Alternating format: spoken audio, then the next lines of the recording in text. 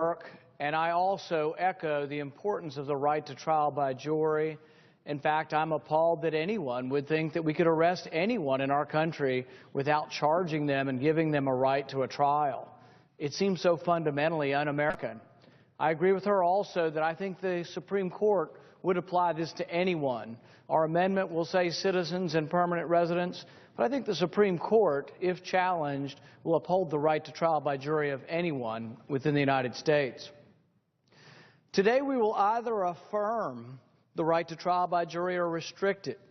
Today we'll vote to affirm the Sixth Amendment to the Constitution, or we will spurn it. Today we will vote to affirm 800 years of history, beginning with the Magna Carta, or we will relinquish, or at the very least diminish, a right that Jefferson referred to as the only anchor yet imagined by man, which a government can be held to the principles of its Constitution. The right to trial by jury was a check on oppressive government. Opponents of the right to trial by jury will come today, and they will argue that the American homeland is now a battlefield, and that we must circumscribe our right to trial by jury to be safe from terrorists.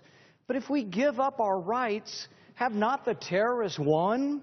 If we let fear relinquish our rights, if we relinquish our rights because of fear, what is it exactly then we're fighting for? We are asked to relinquish our rights because the battlefield is limitless.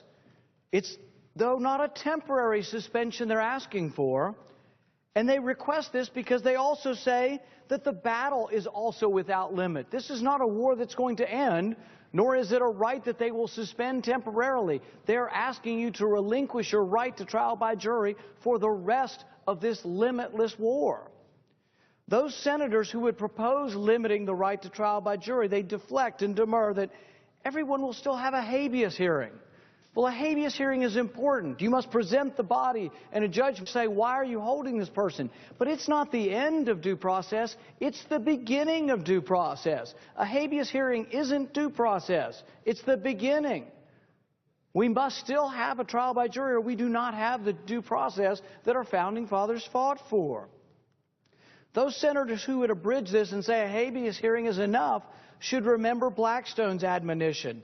Every new tribunal erected for the decision of facts without the intervention of a jury is a step towards establishing aristocracy, the most oppressive of absolute governments.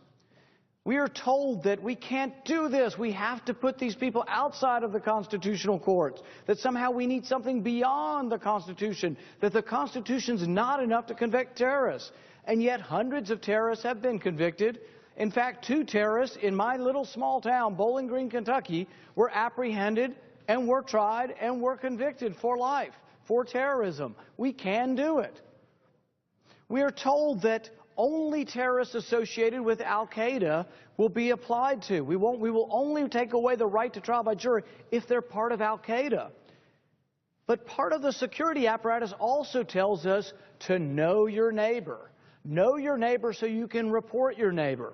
In fact, we are told by the government some of the characteristics that might make you a terrorist. We are told by the Department of Justice that if you have stains on your clothing, that if you're missing fingers, if you have changed the color of your hair recently, that if you prefer to pay in cash, that if you own weatherized ammunition, that if you own multiple guns, you might be a terrorist, that your neighbor should report you.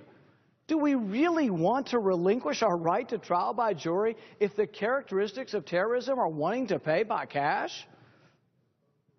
In Missouri, they had fusion centers. They're supposed to accumulate information about terrorists and sort of assimilate federal and local and have better communications. Sounds good. I'm all for better communications. Before 9/11, we did mess up. We didn't communicate well. But from this fusion center comes a document that says, beware of people who have bumper stickers supporting third-party candidates. Beware of people who believe in stricter immigration laws. Beware of people who support the right to life. They might be terrorists. This is an official document. Do we want to give up the right to trial by jury when we're being told that somebody who keeps food in their basement might be a terrorist? Am I the only one who fears the relinquishing of a right that we've had for 800 years? Am I the only one who fears that a terrorist might be someone who you might describe as someone who's a constitutionalist? This is an ancient right. The trial by jury we've had virtually since the beginning of our historic time. The Greeks and the Romans had a form of right to trial by jury. In 725 A.D., Morgan of Glamorgan, the Prince of Wales, said, "For as Christ and his 12 apostles were finally to judge the world, so human tribunals would be composed of 12 wise men." We've been doing this for hundreds upon hundreds of years, and we saw it as a way to check the oppression of the king, but also to check the potential oppression of government. England and America have for centuries prized this right to trial by jury. It seems a shame to scrap it now. Our founders believed so firmly in the right to trial by jury that they enshrined it in the body of the Constitution, again in the Sixth Amendment, and again every state of the Union has within the body of its Constitution the right to trial by jury. It seems a shame to scrap it now. Churchill proudly remembers our joint devotion to trial by jury. He writes, "We must never cease to proclaim in fearless tones the great principles of freedom and the rights of man, which are the joint inheritance of the English-speaking people, and which through the Magna Carta in 1215, through the Bill of Rights, through habeas corpus, through the right to trial by jury, and the English common law find their most famous expression in the Declaration of Independence." Senator La Follette, a famous senator from Wisconsin, put it well. He said, "Let no man think that we can deny civil liberty to others and retain it for ourselves. When zealots of the government, agents of the government, arrest suspects or radicals without warrants, hold them without trial, deny them access to counsel or admission of bail, we have shorn the Bill of Rights of its sanctity." Today we have a chance to reaffirm our belief in the right to trial by jury. We have a chance to replace fear with confidence. Confidence that no terrorist and no country will ever conquer us if we remain steadfast to the principles of our founding documents. We have nothing to fear except our own unwillingness to defend what is naturally ours, our God-given rights. We have nothing to fear that should cause us to relinquish our rights as free men and women. I urge my colleagues to reject fear, to reject the siren call for ever more powerful government.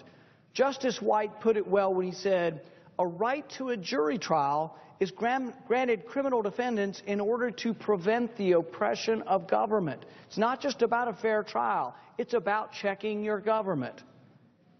This vote today is about more than just combating terrorism or a fair trial. It's about relinquishing the right to the checks and balances, to the checks that cause and help us to check the relentless growth of government.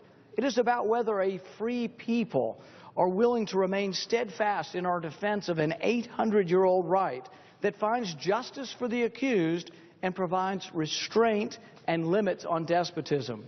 I hope my colleagues will today vote against limitations on the trial by jury, recognize its sanctity, and recognize the importance of something that brings members from the right side of the aisle together with members of the left side of the aisle who believe strongly in the defense of the Bill of Rights.